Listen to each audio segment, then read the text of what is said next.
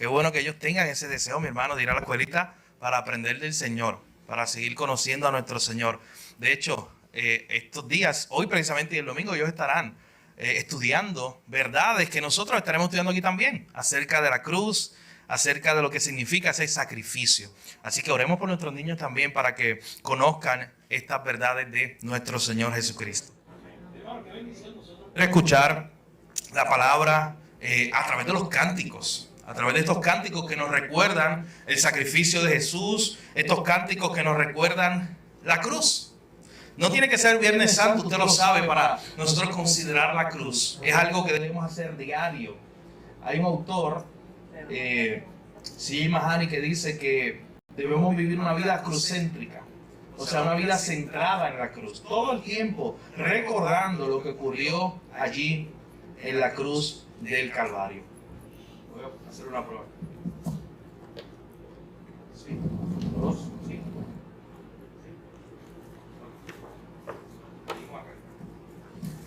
Así que debemos vivir una vida centrada, mis hermanos, en la cruz, recordando ese gran evento que cambió la historia. Así que por eso en esta mañana vamos a estar meditando en un pasaje del apóstol Pablo a la iglesia de Colosa.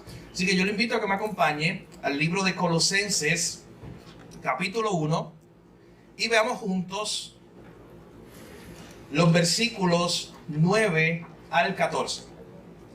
Aquel que pueda estar en pie conmigo, le invito a que me acompañe a darle lectura al texto.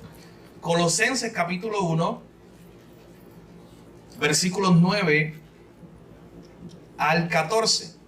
El tema para nuestro sermón de reflexión hoy, un viernes de Semana Santa, donde recordamos especialmente la muerte de nuestro Señor en la cruz, es el siguiente: un evangelio transformador. Lo que nos enseña la cruz es precisamente eso, el poder de Dios, el poder del evangelio, pero el poder del evangelio para transformar, para cambiar.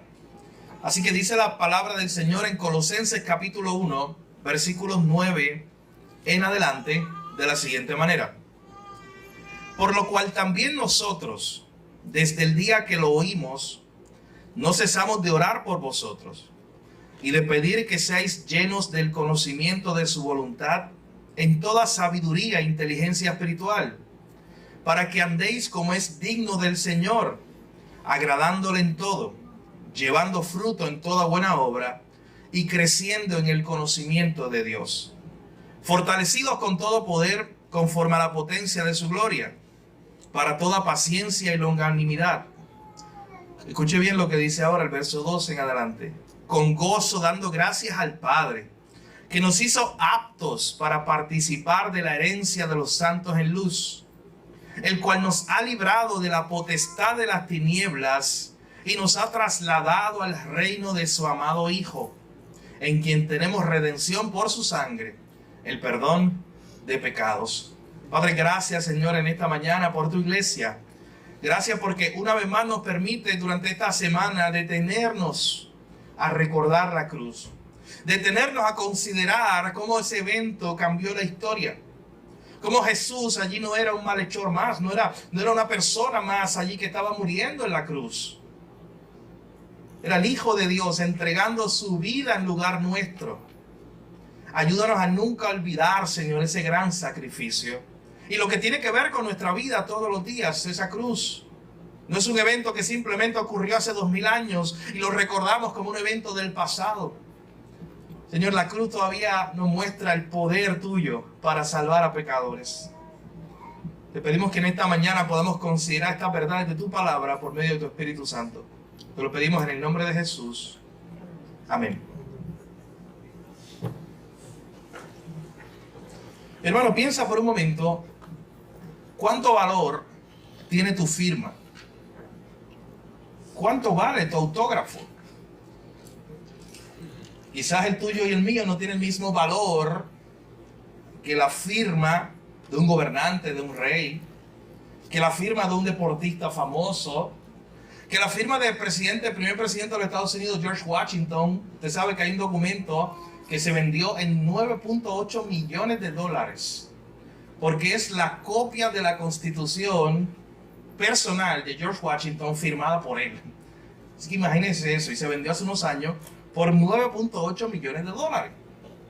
Así que hay firmas importantes y hay firmas. ¿Cuánto valor tiene tu firma? ¿Te imaginas por un momento que tu firma en un papel tenga el poder de salvar a 30,000 personas? ¿Te imaginas un escenario como ese? Que solamente tu firma en un papel te diga, firma aquí, o firma estos documentos, y tienes el poder de salvar de la muerte a 30,000 personas. Pero te imaginas también que haciendo eso, firmando ese papel para salvar a 30,000 personas de la muerte, estás desobedeciendo e incluso traicionando a tu propio país. Y sabes que si firma, vas a tener que enfrentar las consecuencias tú.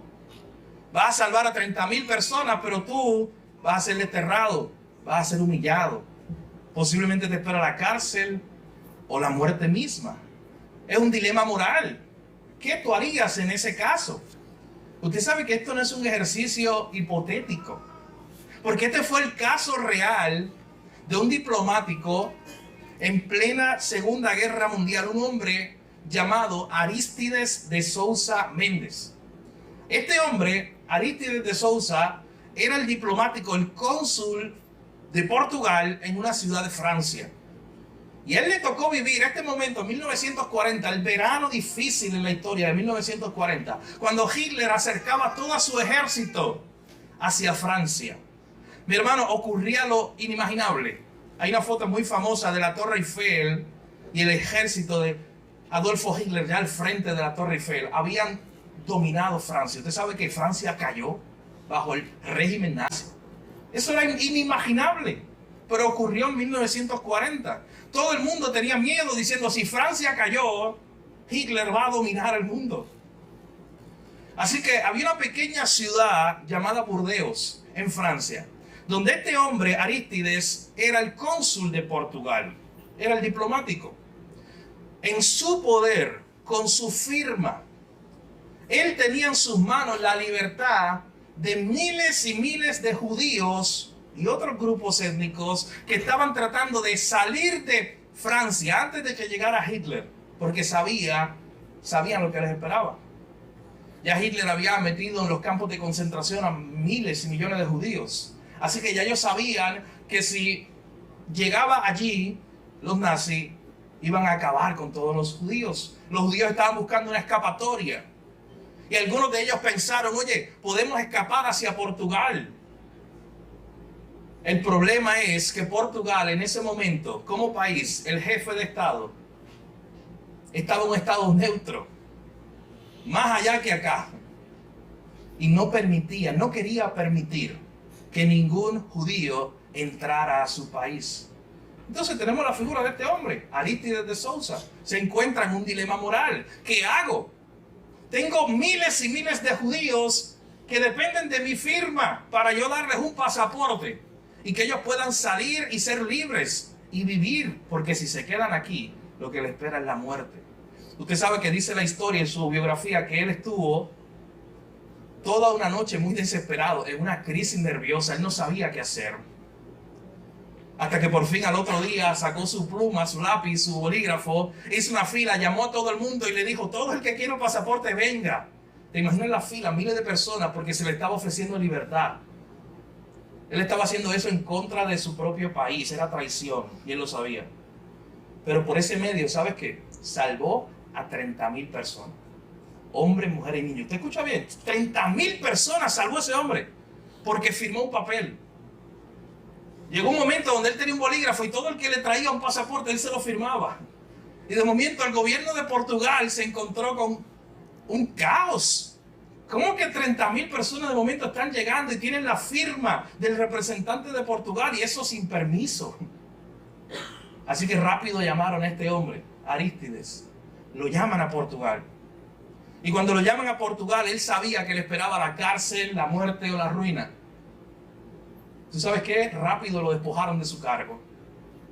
No le dieron muerte en ese momento por asuntos diplomáticos, pero lo despojaron de su cargo, de sus riquezas, y él murió unos años después, pobre, humillado, en ruinas él y su familia, por haber firmado para salvar a 30,000 personas.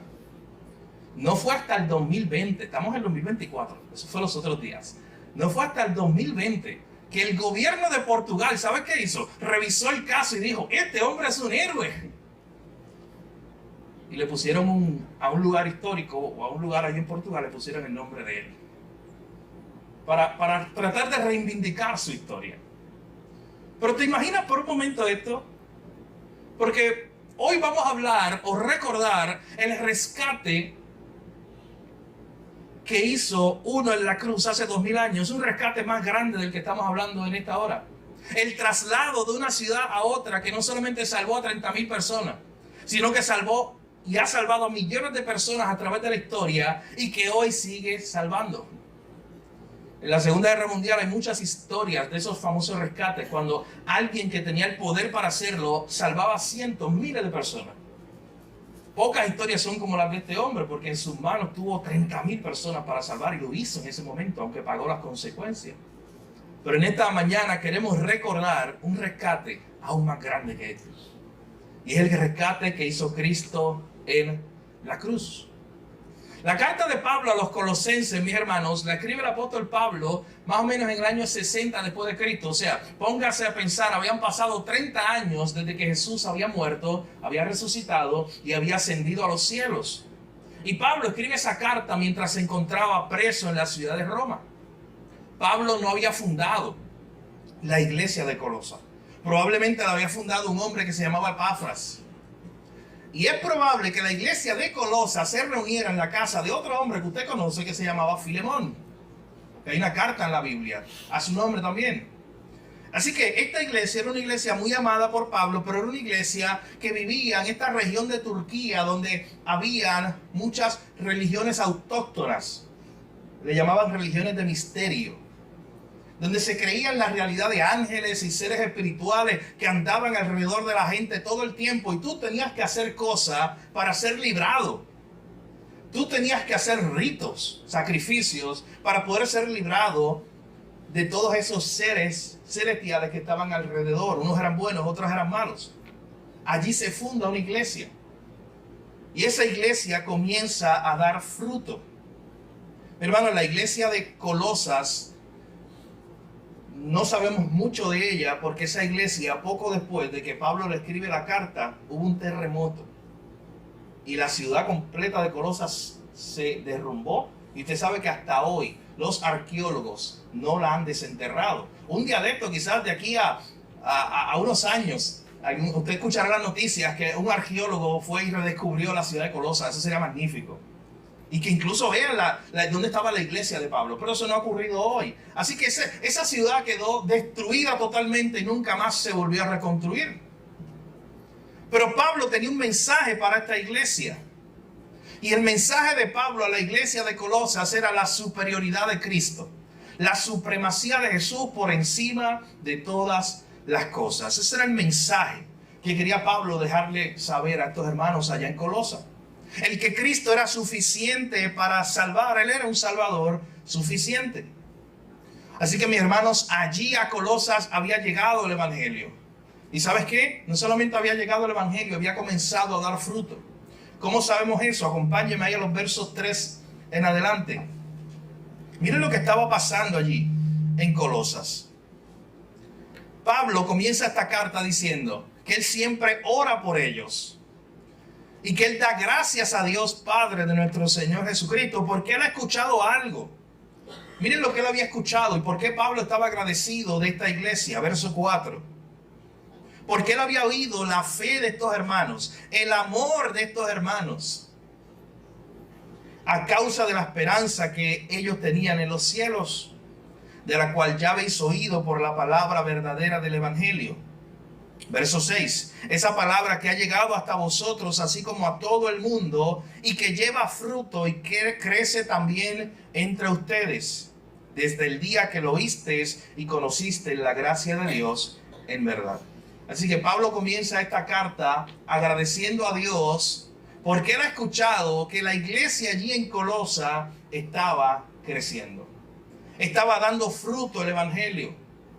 Mi hermano, esto era de mucho ánimo para Pablo, porque recuerden que Pablo estaba preso, pero por eso él decía en otra carta que la palabra de Dios no estaba presa. Él estaba preso, pero él se enteró de que allá muy lejos, él estaba en Roma, pero que allá muy lejos, en la ciudad de Colosas, había una iglesia que estaba dando fruto, que estaba creciendo en el Señor, que estaba creciendo en el Evangelio. Y miren entonces, y en nuestro pasaje de hoy, los versículos 9 en adelante, las razones por las cuales Pablo oraba por esta iglesia. Veremos 4 razones principales. ¿Por qué Pablo oraba por esta iglesia?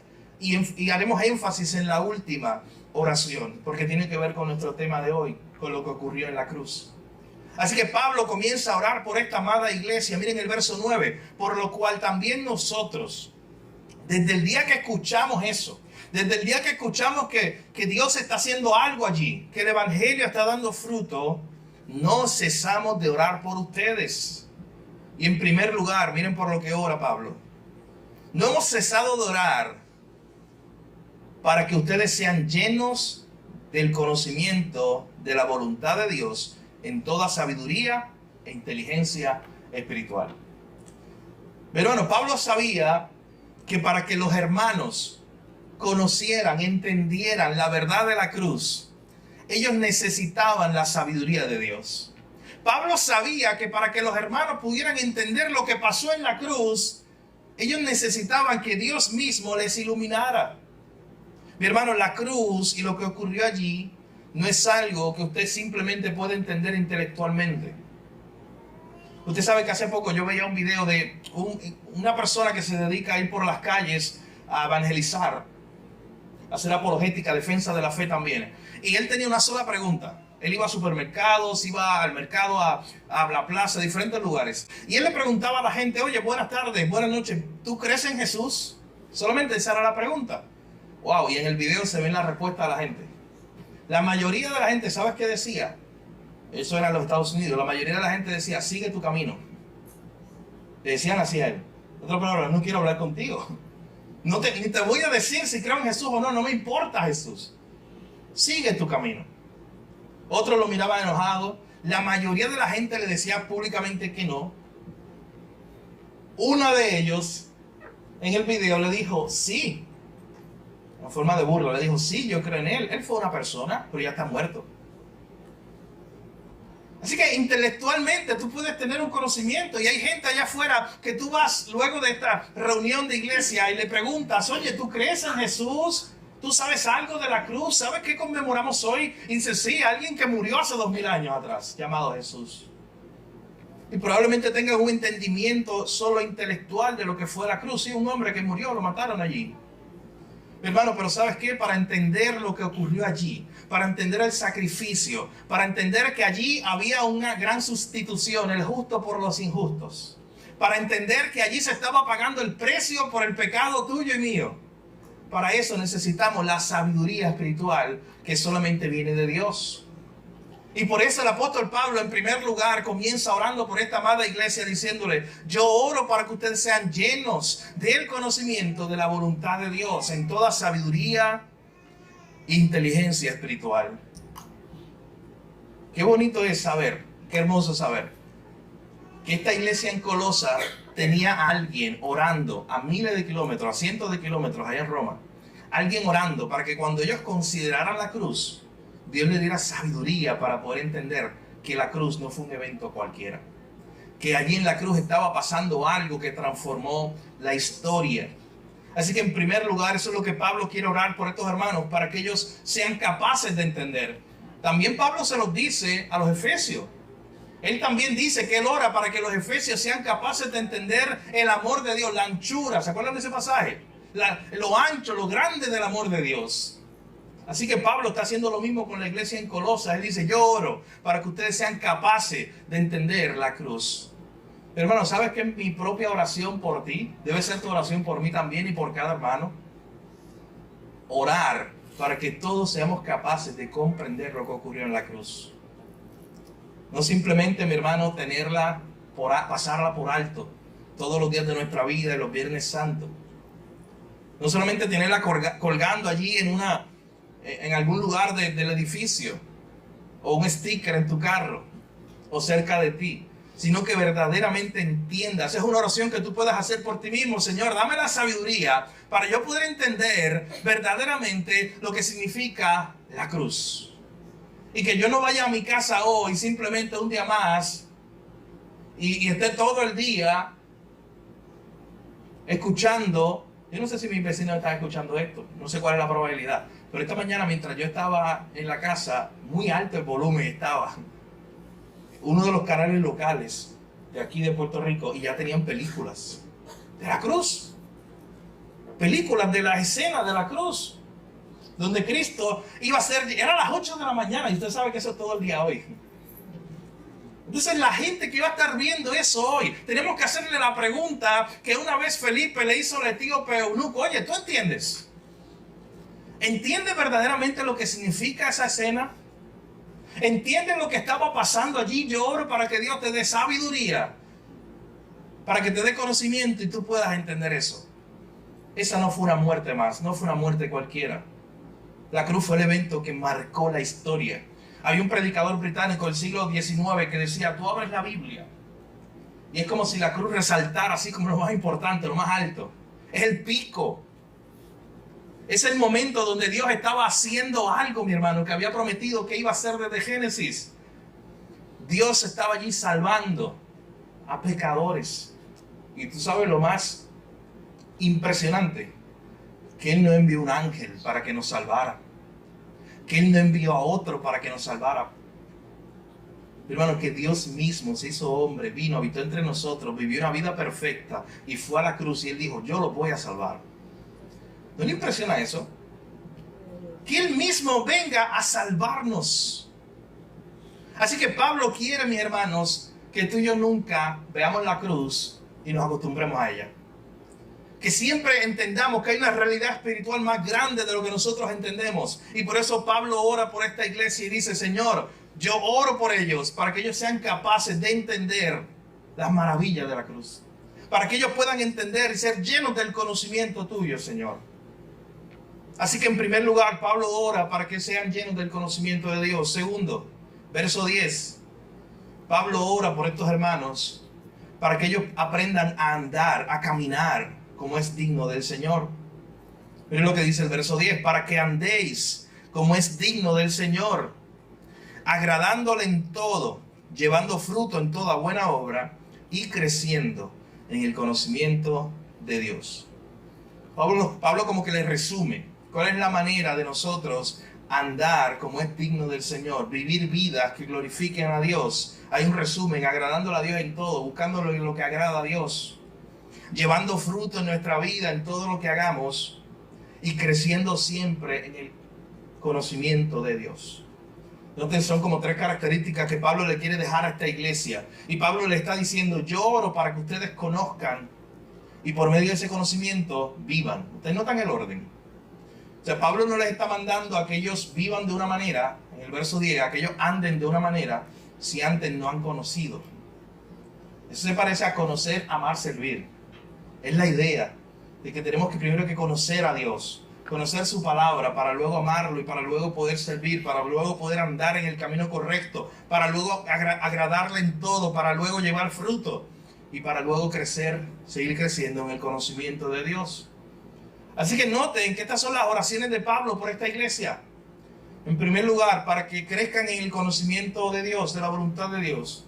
Segundo lugar, para que anden como es digno del Señor. Y ahí describió. En tercer lugar, para que sean fortalecidos en el Señor mientras esperan con paciencia. Miren el verso 11. Yo no ceso de orar por ustedes para que sean fortalecidos con todo poder, conforme a la potencia de la gloria de Dios, para toda paciencia y longanimidad. Hermano, el apóstol Pablo oraba para que los hermanos en la iglesia de Colosas también fueran fortalecidos en el poder de Dios y para que aprendieran a esperar en Él con toda paciencia y longanimidad. Esa palabra longanimidad, escríbale por ahí al lado para que no se le olvide. Si usted usa su Biblia, esa Biblia todo el tiempo, lo que significa es constancia en medio de la adversidad. Significa, es como una extensión de lo que él está diciendo. Yo oro para que ustedes sean fortalecidos en el Señor y tengan paciencia y longanimidad, para que tengan paciencia y constancia y aprendan a esperar en Dios en medio de tiempos difíciles. Así que noten que Pablo está haciendo esta oración por esta amada iglesia. Es un llamado que Pablo le hace a estos hermanos para que con paciencia puedan esperar mientras enfrentan cualquier prueba. Pero yo quiero llegar al cuarto punto, que es el énfasis de nuestro pasaje hoy. Todo eso son oraciones que hace Pablo por su iglesia, por esta amada iglesia, para que crezcan en el conocimiento de Dios. En segundo lugar, para que anden como es digno del Señor. En tercer lugar, para que sean fortalecidos en el poder de Dios mientras esperan en Él. Pero en cuarto y último lugar, es el énfasis de hoy. Miren por qué Pablo ora por esta iglesia. Los versos 12 al 14.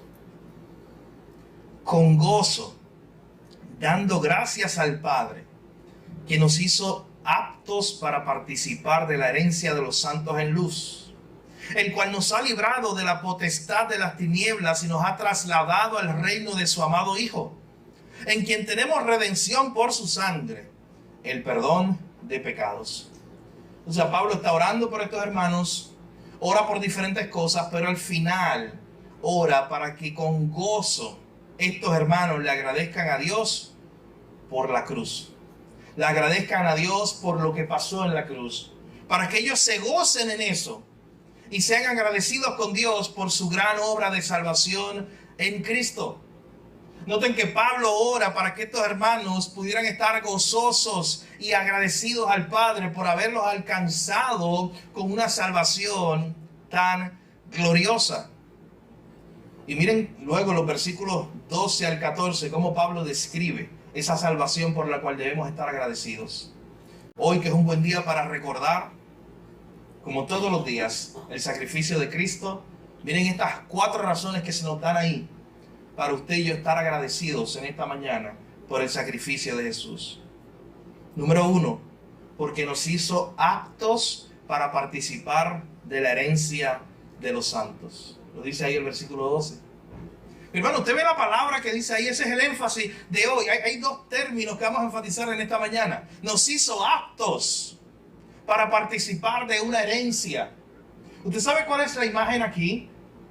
Es de una persona que no está apta, que no está capacitada, que no tiene los méritos para participar de una herencia, pero de momento un día le llega una carta al correo y le dice, ¿sabes qué? Tú eres el heredero de esto. Bueno, imagínate una sorpresa. Ponte a pensar, si un día te llega una carta al correo, el famoso tío que nadie conoció, y te da una herencia. Pero piensa por un momento, hay por lo menos un familiar. Piensa que es alguien que tú ni conoces. Que es alguien que tú nunca has visto, que tú no has oído.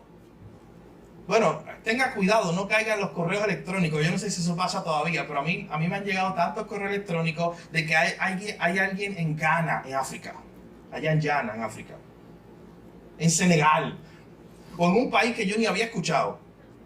Que tiene una herencia lista para ti y que lo que necesita es tu cuenta de banco y tu número social.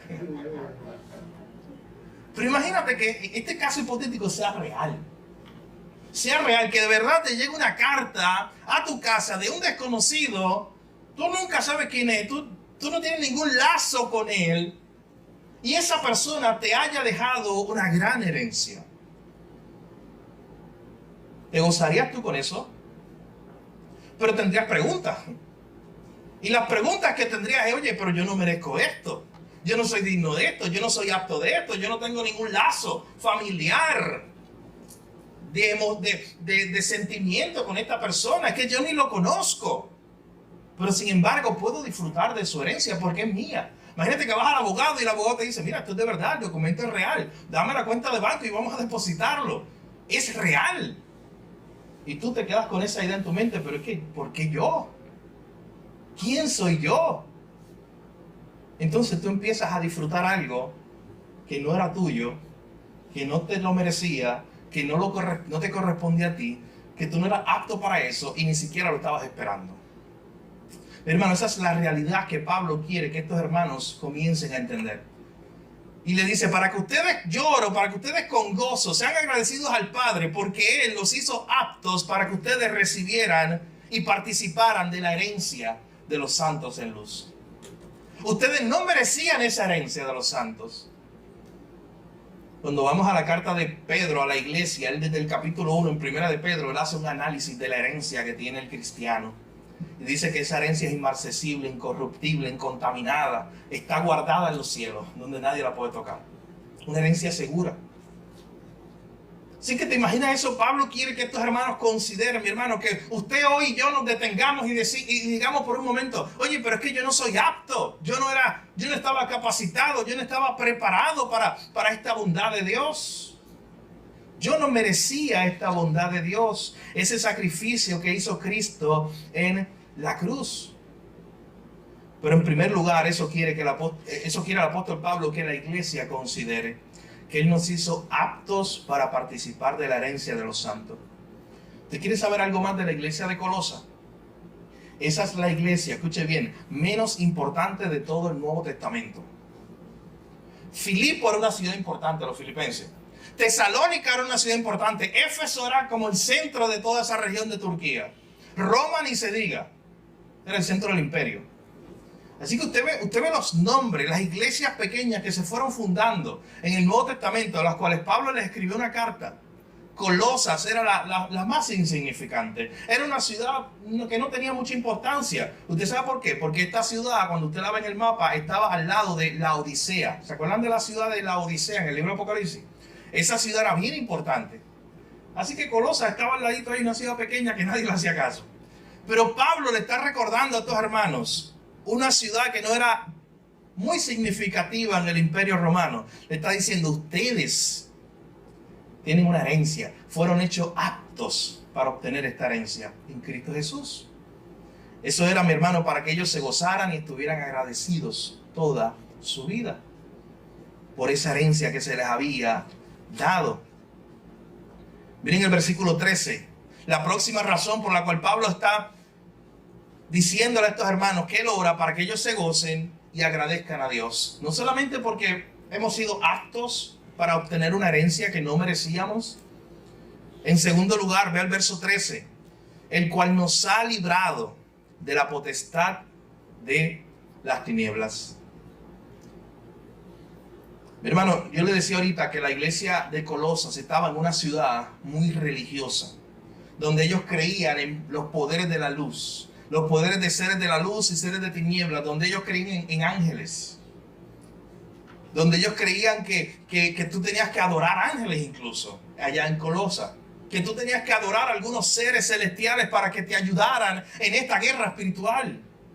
Por eso Colosenses presenta a Cristo como el que está por encima de todos, los ángeles incluidos y todos los seres celestiales.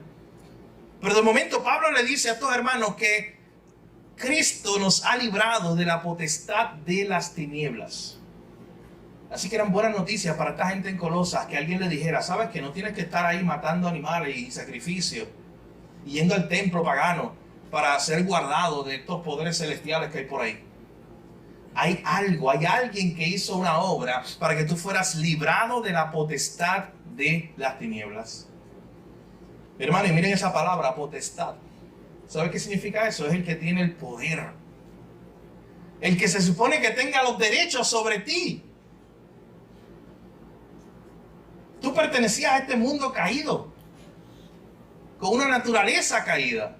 Tú pertenecías a este sistema, tenía potestad sobre ti. Pero dice este pasaje que vino uno y nos libró, nos rescató, mis hermanos, del poder del pecado, del poder de la muerte, y ya nosotros no estamos bajo el dominio o la potestad de las tinieblas. Esa es una gran noticia, lo que el apóstol Pablo le está diciendo a la iglesia en Colosa.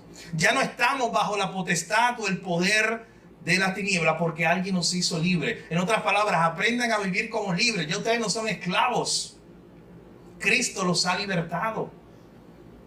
Así que, mi hermano, miren todo lo que Pablo quiere que esta iglesia considere y sean agradecidos y se gocen. Él comenzó el verso 12 diciendo, para que ustedes con gozo sean agradecidos al Padre por esto que Él hizo a favor de ustedes.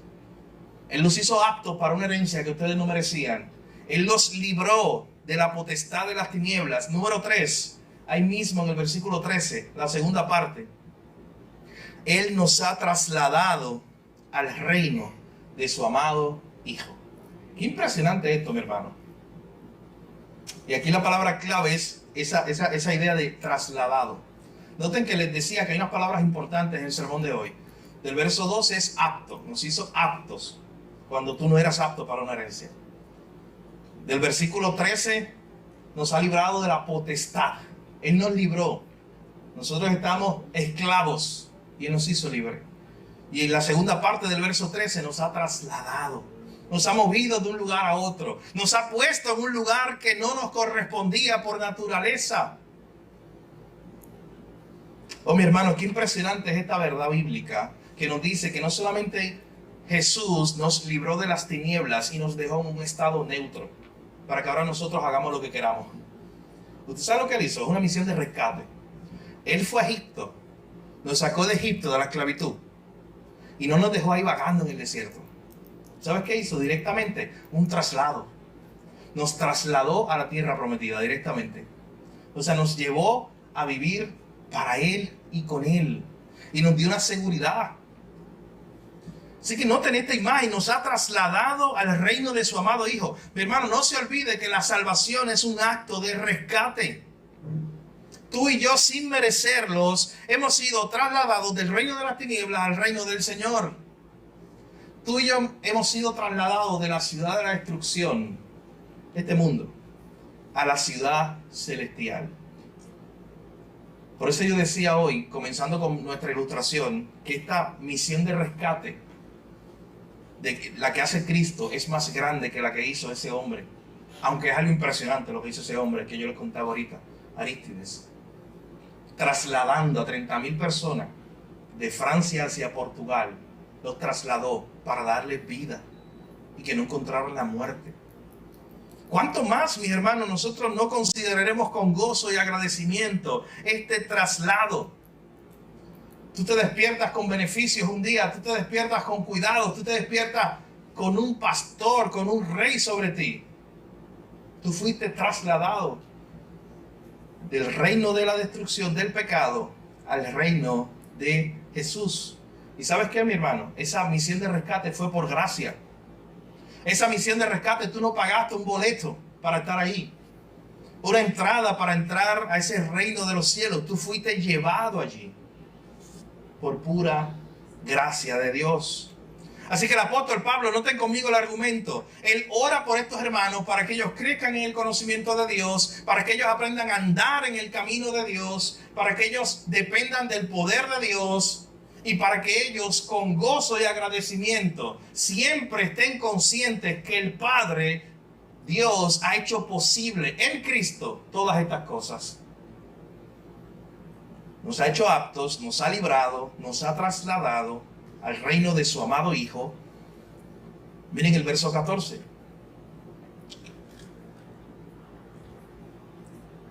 Hemos sido redimidos por la sangre de Jesús.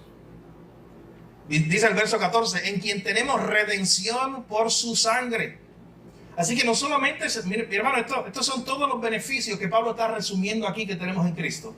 No solamente se nos hizo aptos para una herencia, se nos libró de la potestad de las tinieblas, se nos trasladó al reino de su amado Hijo, también hemos sido redimidos por la sangre de Jesús. Y Pablo quiere que la iglesia de Colosas se goce en eso y agradezca a Dios por eso. Mi hermano, esa palabra redención, esa idea de que hemos sido redimidos, ¿tú sabes lo que significa? Libertar con el pago de un rescate. Lo que significa redimir es comprar, es darle la libertad a alguien pagando el rescate, para que ya no sea un esclavo y ahora sea libre.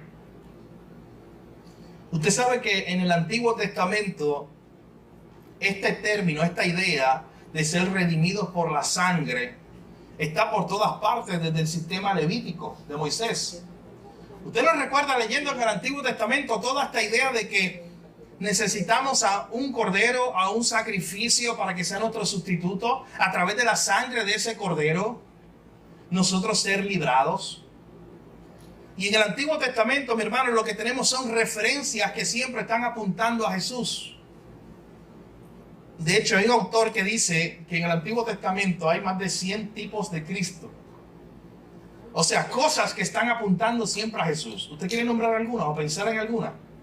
La escalera de Jacob. ¿Y por qué la escalera de Jacob? Oye, Cristo mismo dijo en el Evangelio según Juan, cuando está hablando con Natanael, ¿se acuerdan esa historia? De ver los cielos abiertos. Lo que vio Jacob en su momento, de la idea de la conexión entre el cielo y la tierra, es la escalera de Jacob. La idea de el cielo y la tierra se conectan de alguna manera. Es Cristo mismo viene a hacer eso, mi hermano, el único enlace entre el cielo y la tierra, el único camino hacia allá. ¿Se acuerdan de la serpiente de bronce? Y el mismo Cristo habla de eso y dice, oye, así como se levantó en el Antiguo Testamento una serpiente, y todo aquel que mirara a la serpiente era salvo. Hermanos, todo eso son imágenes del Evangelio, y el tiempo no nos daría hoy para describirlas todas. Imágenes que apuntaban a Cristo, que apuntaban a esta idea que Pablo le está diciendo a los colosenses. Recordemos que hemos sido redimidos por la sangre de Cristo. ¿Y ustedes se acuerdan por qué tenían que mirar a la serpiente de bronce? Porque habían sido mordidos y tenían el veneno en ellos. ¿Y sabes quién era salvo? El que miraba. Esto es impresionante, porque es una imagen del Evangelio. No era el que salía corriendo más rápido y tocaba el poste ese de bronce.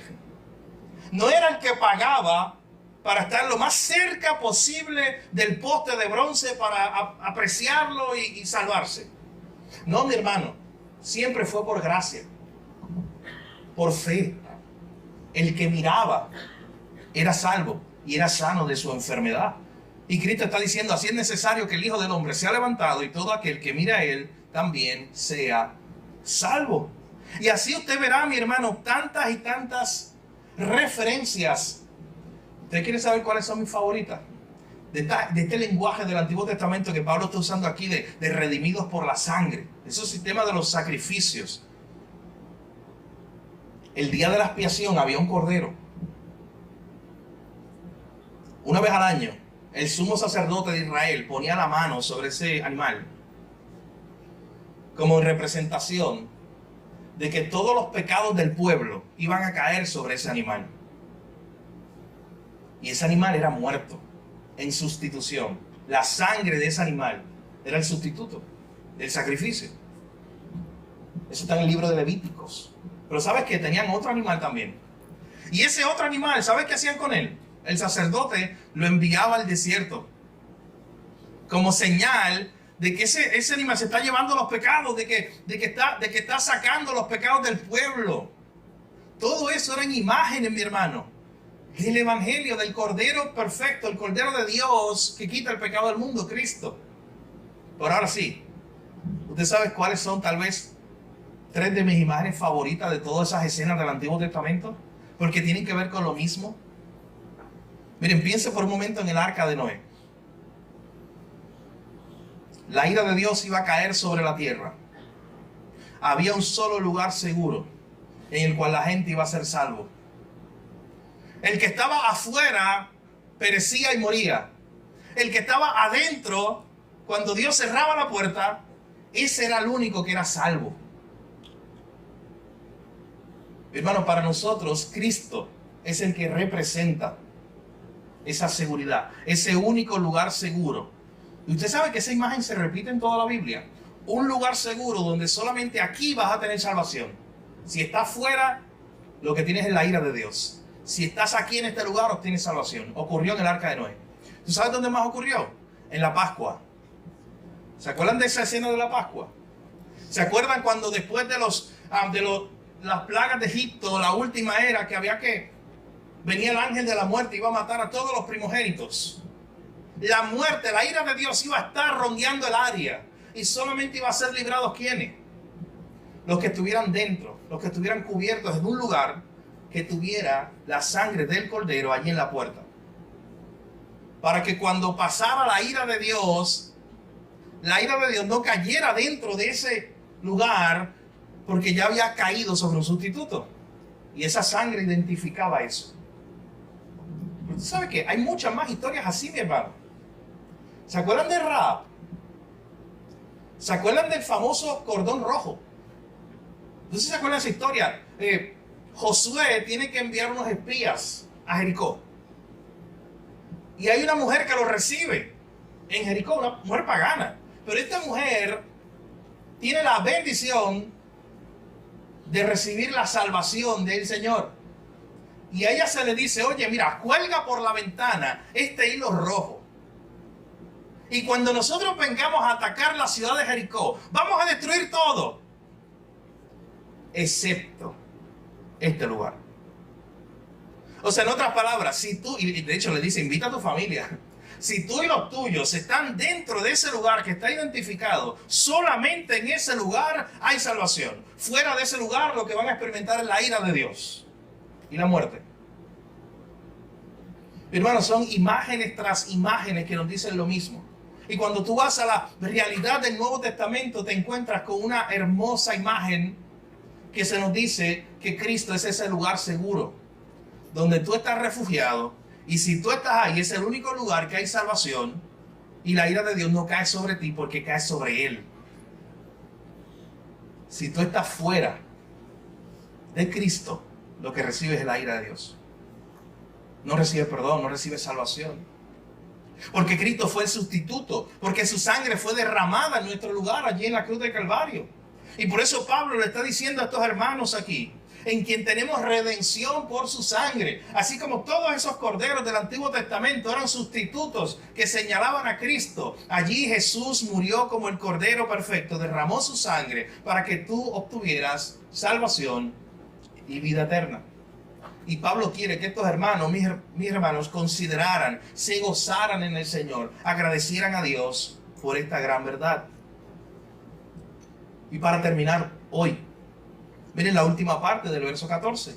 Noten que lo que Pablo ha estado haciendo aquí es resumiendo algunos de los beneficios que tenemos en Cristo. Él está orando para que estos hermanos sean capaces de entender la cruz, para que estos hermanos sean fortalecidos en el Señor, para que anden conforme al Señor y para que ellos estén gozosos en lo que el Padre ha hecho en Cristo. Nos ha hecho aptos para una herencia, nos ha librado de la potestad de las tinieblas, nos ha trasladado al reino de su amado Hijo. Hemos sido redimidos por la sangre de este Cordero perfecto y por último, hemos tenido en Él, hemos recibido el perdón de nuestros pecados. Allí estaba el Señor pagando el precio. Allí estaba dándonos el perdón de nuestros pecados.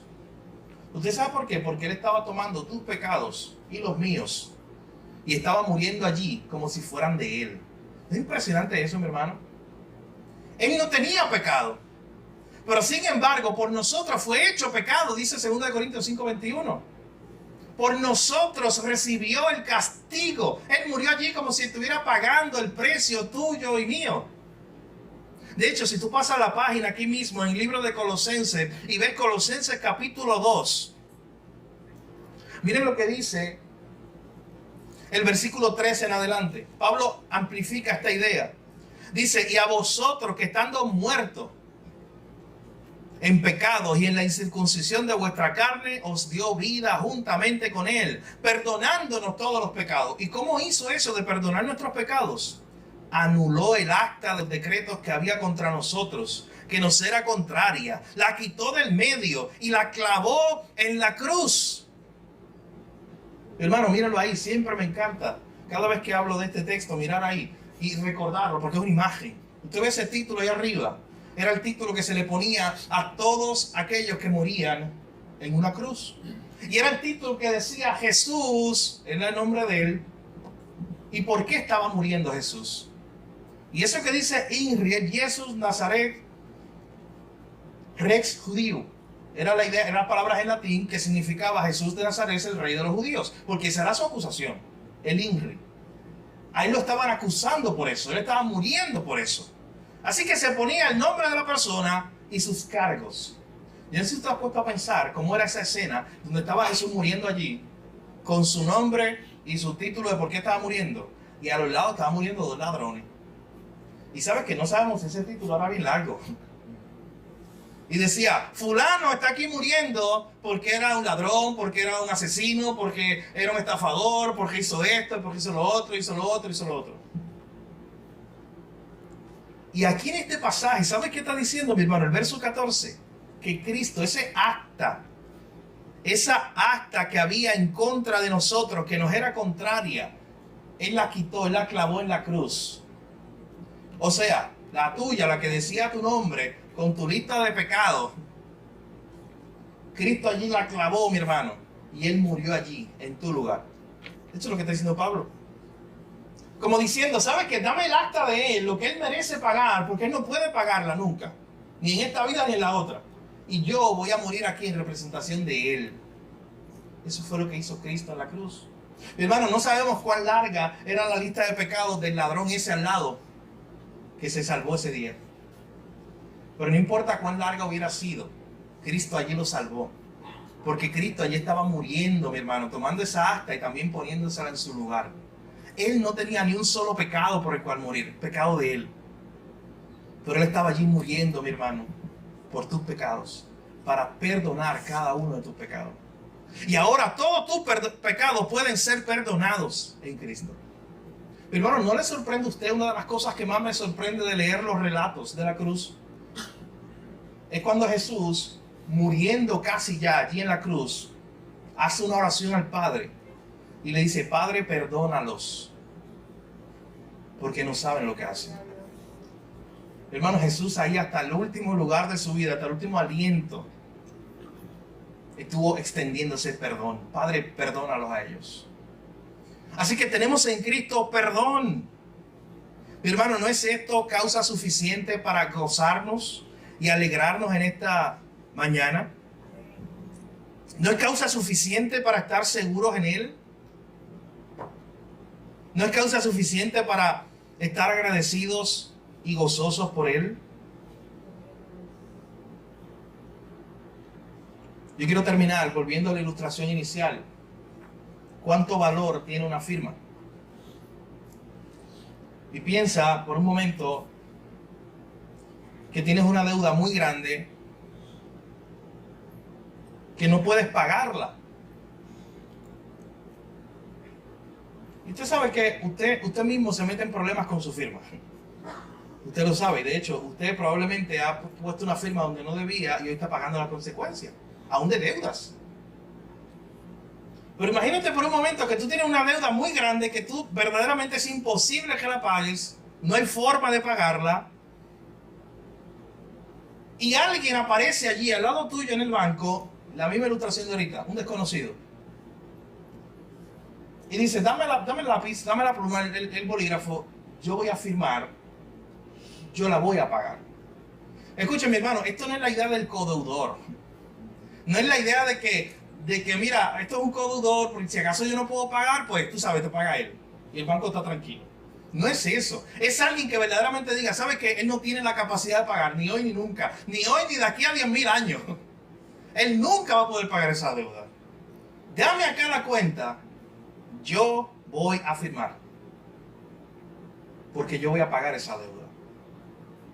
Mi hermano, utilizando esa ilustración, ¿sabes qué? Eso fue lo que hizo Cristo con su firma, sellando nuestra salvación por siempre. Con su firma diciendo, dame acá esa deuda de fulano. Él no puede pagarla. Él no tiene el poder, la capacidad, ni hoy, ni por toda la eternidad para hacerlo. Yo la voy a pagar. Y estampó allí su sello. ¿Y usted sabe cómo quedó reflejada esa firma en la Biblia? Cuando en Juan 19:30, justo antes de morir, Él dijo, consumado es. Jesús dijo allí, está todo listo. He muerto allí. He completado todo. El perdón de los pecados y la salvación. Ya mi firma está estampada. Ya la deuda no es de Él. La deuda la pagué yo. Sé libre. Mi hermano, ¿por qué no vivimos nosotros todos los días agradecidos con un Dios tan grande que hizo eso por nosotros?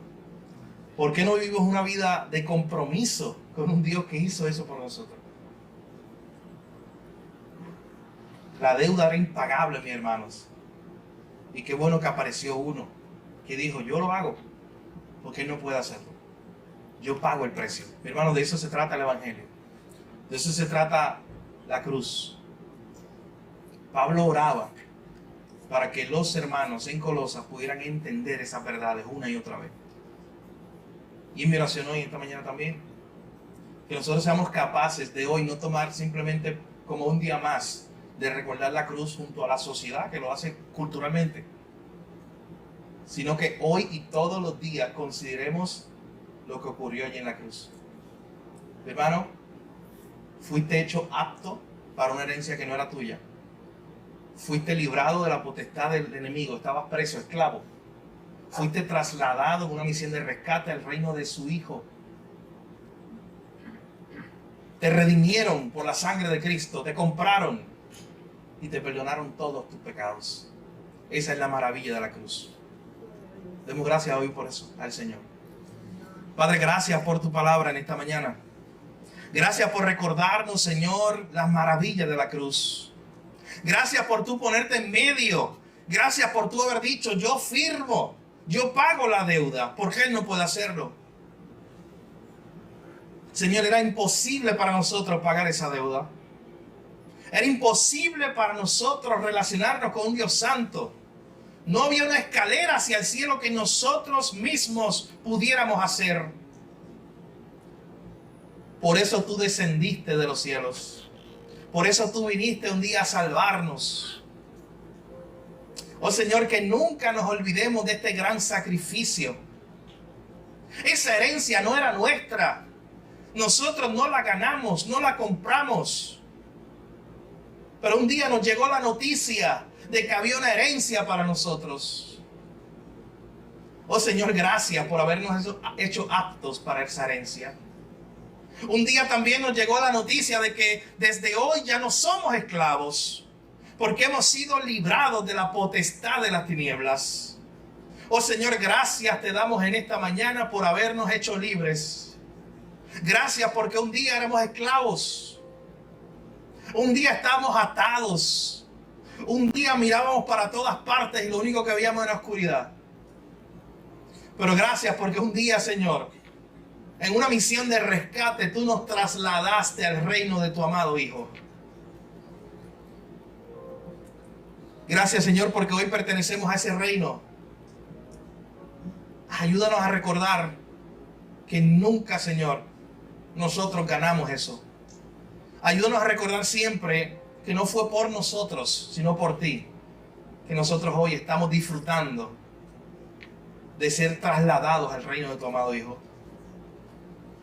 Oh Señor, gracias porque nos redimiste por medio de tu sangre.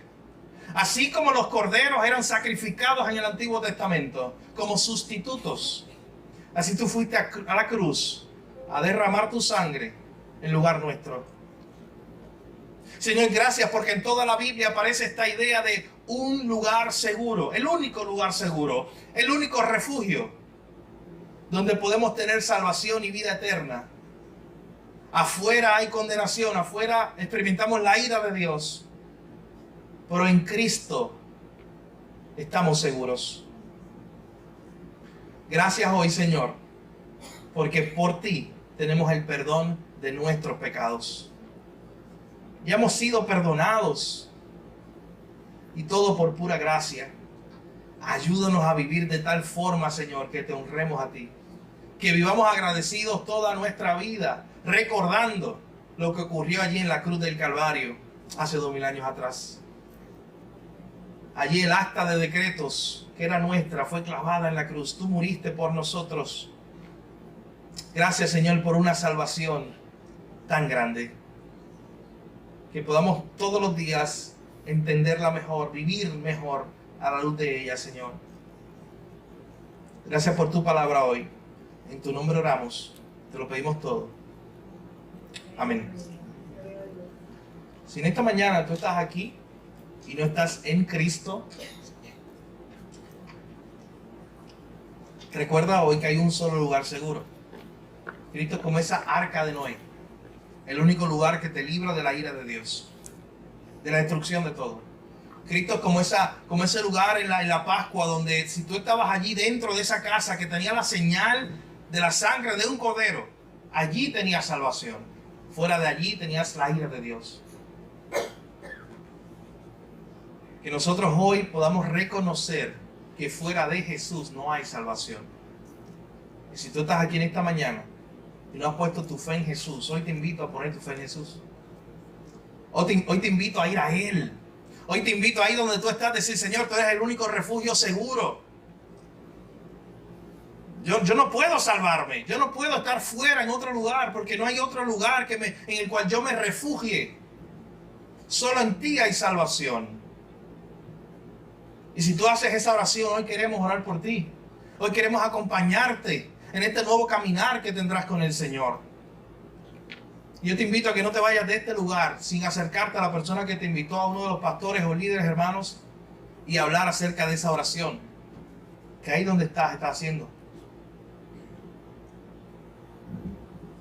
Pero también como iglesia, considera una vez más la cruz y pídale hoy al Señor que le ayude a entender estas verdades, que le ayude a vivir a la luz de ellas, que no se olvide de ellas, que no las tenga en poco, que simplemente no las pase por alto, que siempre mire la cruz y se sorprenda. Pídale eso al Señor. Señor, que nunca se agote el asombro en mí por lo que ocurrió allí en la cruz. Que siempre yo me quede igual de sorprendido que la primera vez cuando me enteré de esta gran noticia. De esta gran noticia que me dice que soy perdonado, que fui redimido, que fui librado, que me dieron una herencia, que ahora pertenezco al reino de su amado Hijo Jesucristo. Que todos los días me asombre. Pídele a Dios eso. Que todos los días tú te asombres de estar en Cristo, porque tú no merecías estar ahí. Pero Él te buscó, Él te salvó y te dio vida eterna. El Señor nos ayude, mis hermanos, a recordar estas verdades todos los días y a ser agradecidos con el Señor por una salvación tan grande.